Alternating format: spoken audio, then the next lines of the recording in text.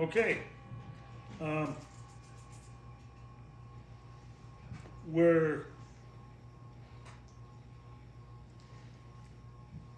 we've been watching a documentary on American Pie, and this is something that I've talked about for a long time. As a matter of fact, I've done a couple of church services and had the church audience actually sing a couple verses of American Pie and this was just inspirationally off the cuff. And I don't even know that I had ever talked to Dan about this before. At Three Forks, when I had you lead people through American Pie, it just was out of the box. And Dan, unbeknownst to me, knew it and started singing it because of some of what I was being inspired to share within the leading of the Spirit about the end times. And so we watched this documentary, which I'm gonna read just a couple things out of the Word to kind of verify what I'm going to talk about. But I've said all along, and I know Barry McGuire personally. He was actually going to sing at one of our jumps at Knievel Days. He couldn't make it, but Barry McGuire wrote and sang Eve of Destruction along the same time in the early 70s that Don McLean's American Pie came out. And Barry McGuire is a Spirit-filled Christian. He interprets his song. He knows what his song meant, and he knew that the Holy Ghost gave him that song for his day, for our day at that time. And of course, I went to Vietnam. I had 2 tours, and I was involved in all of that stuff. So this is like, I've lived it. It's personal. I'm a historian in that age, and not just in the Vietnam era and things that went on in our country, but also in the church, because I came to the Lord and got filled with the Holy Ghost during the Great Charismatic Renewal in the early 70s, and witnessed the Jesus Revolution and all the things that happened as a result of that, and have been in the Holy Ghost full Spirit ministry for over 51 years now. So the chorus, the day the music died, that now first I want to say that these lyrics and this song was given to Don McLean by the Spirit. And this, as the Lord works in all of our lives, He uses visions and dreams, desires, personal experiences, activities. He uses all of that in our life to build our story and to give us something toward the future. A lot of people don't really ever connect the dots of their life at a time in their life when they can begin to prophesy through their life into where they live, that gives reason and common sense and direction and understanding to where they live and how they live and what they're doing. They don't connect the dots in their life enough to be able to put all that together. But all of us can put past, present, and future together if we take the time to connect the dots of our life. Because all of our lives, and I'm not just talking about those who have been filled with the Spirit of God, I'm saying all of our lives have a roadmap within the history of our life, because all of our lives are being influenced by the Spirit of God and the spirit of the devil. and the spirit of man. And as people and philosophers, poets, musicians, the arts, these people are more in tune with connecting the dots of life than most other people. It doesn't mean that they're absolutely right or prophetically true toward what they say, but they're more connected with the ongoing activities of their life and how it all comes together to make a message. They're more connected with that than most people. So I say that to say that Don McLean has a sense, knowledge, evaluation, experience to the words that were given to him. These weren't his words. These words didn't come from him. Some of them did from his experience, which he just puts a time-space evaluation to. But when you're able to look at the lyrics of this song, it's a prophetic word from heaven about our culture, our age, and the future of this country in Jesus Christ and in the coming future of the world. So the chorus, Bye Bye American Pie, drove my Chevy to the Levy the day that the music died. They'll be drinking whiskey and rye, singing This Is the Day That It Died. And it's all talking about when the music died, the day the music died. Revelation tells you when the music dies. The voice of the harpers, musician, a mighty angel took up a stone and threw it into the sea and said, with violence shall that great city Babylon be thrown down and be no more found. The voice of the harpers, musicians, pipers, trumpeters shall never be heard any more in you. And he's talking about the church of Babylon, the church of Jesus Christ that has been compromised into the spirit of Babylon. That's the day the music dies. And that's the beginning of the Great Tribulation that Revelation talks about. Now, I'm not going to get into all of that, but that's the day the music dies. The music has not died yet. And he thought of it when Buddy Holly and, those 3 musicians were killed in an airplane accident. That's not the day the music died. I'm sure Elvis Presley, Johnny Cash, the list is long.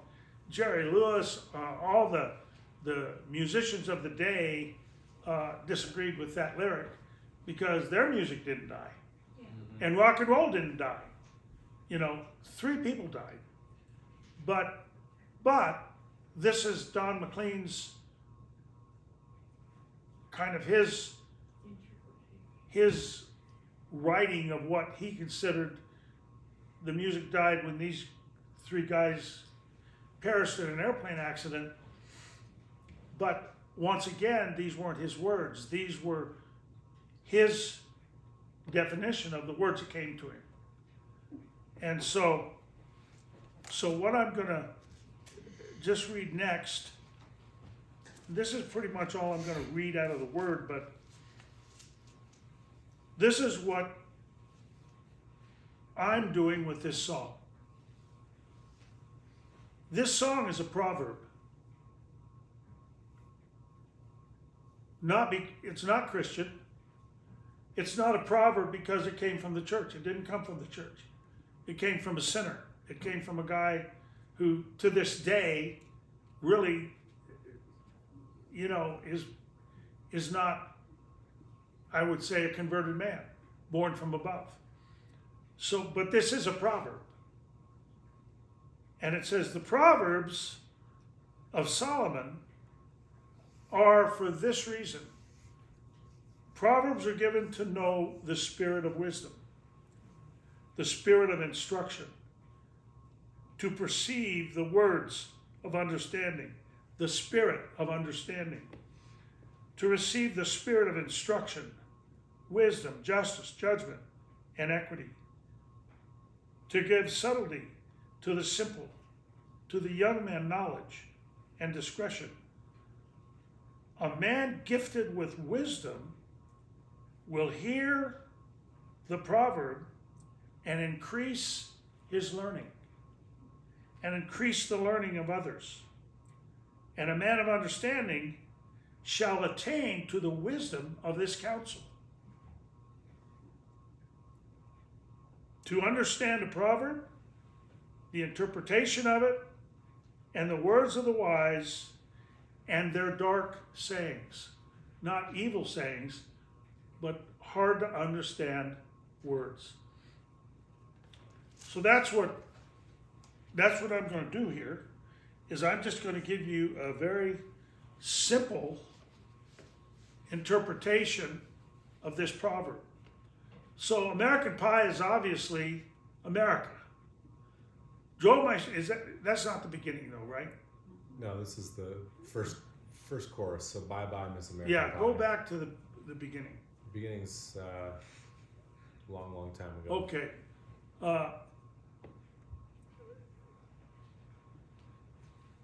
I knew if I had my chance, I could make my people dance, and maybe they'd be happy for a while. This is the Spirit of God giving joy to the people, to his people.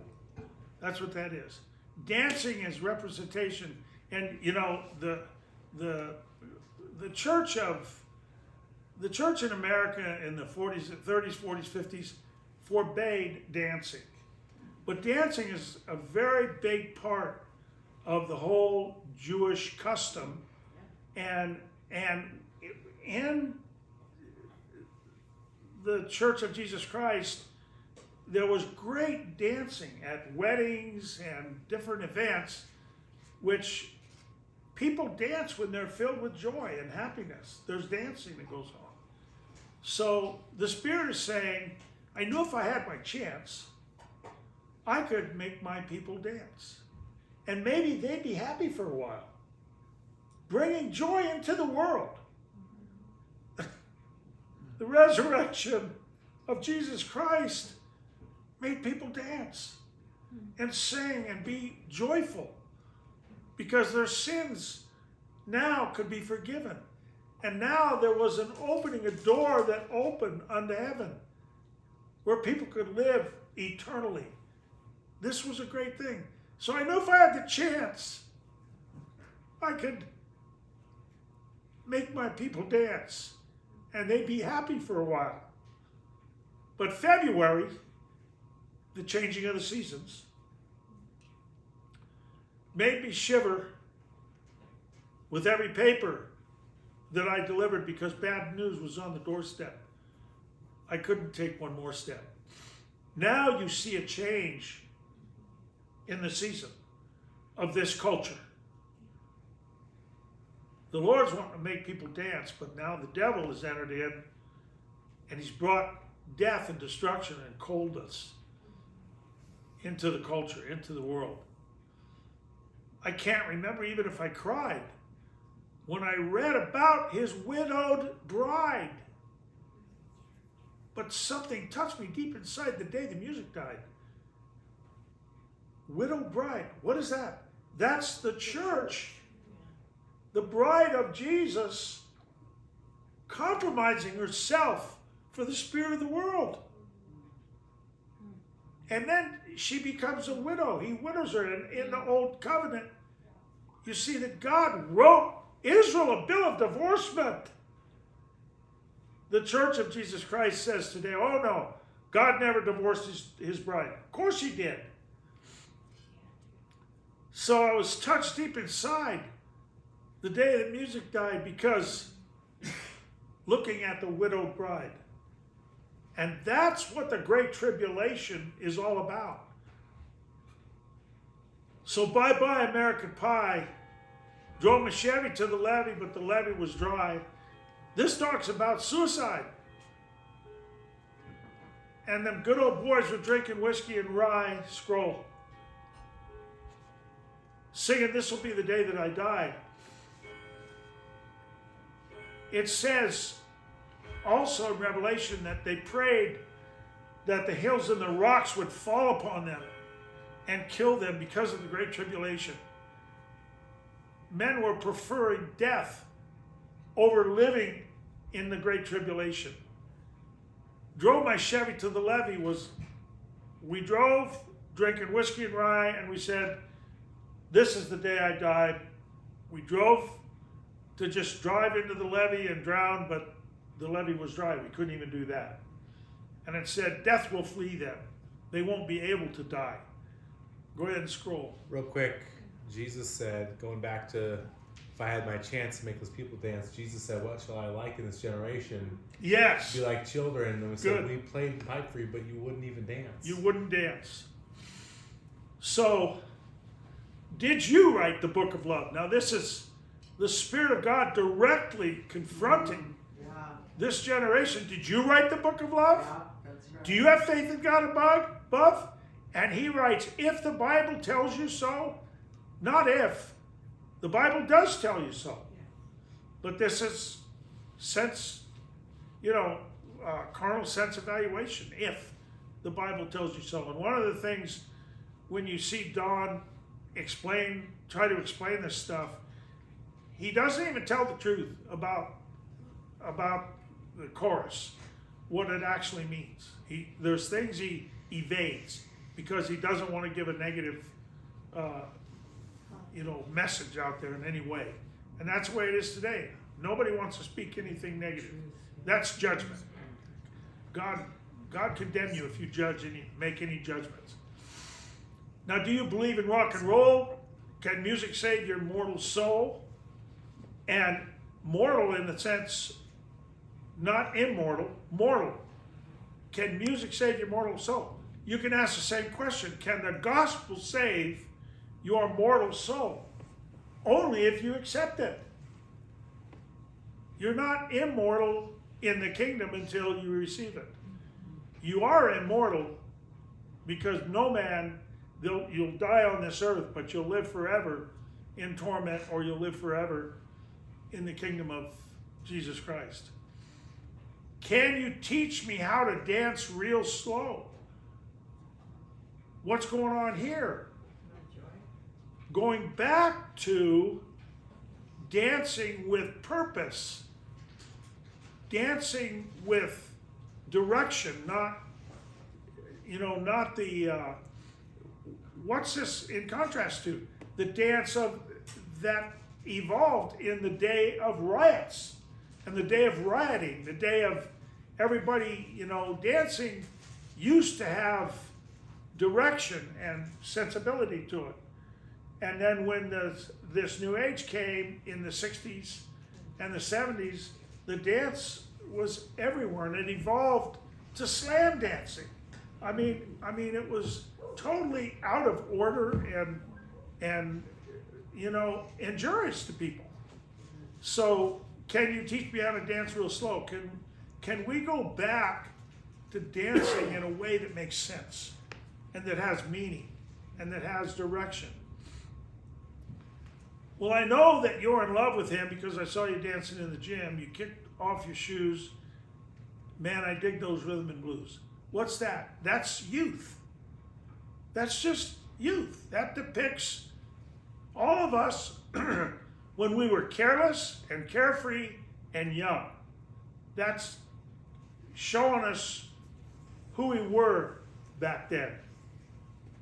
I was a lonely teenage bronco buck with a pink carnation and a pickup truck, but I knew I was out of luck the day the music died. This is back to the youth, fast forward to the end time. When I knew I was out of luck the day the music died.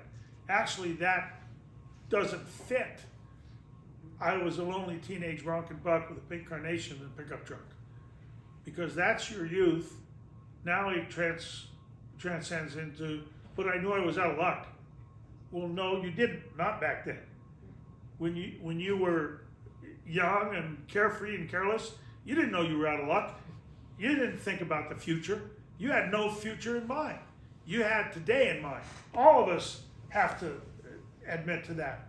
When we were young and in junior high school and high school, mostly junior high school, sock hops and things like that, nobody thought about the future. Nobody thought about, even what you were going to be when you grew up. You were into pink carnations, which meant, class dances and pickup trucks, meaning your first vehicle. So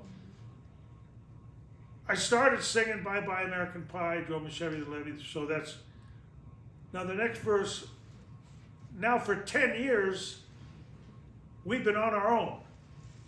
Moss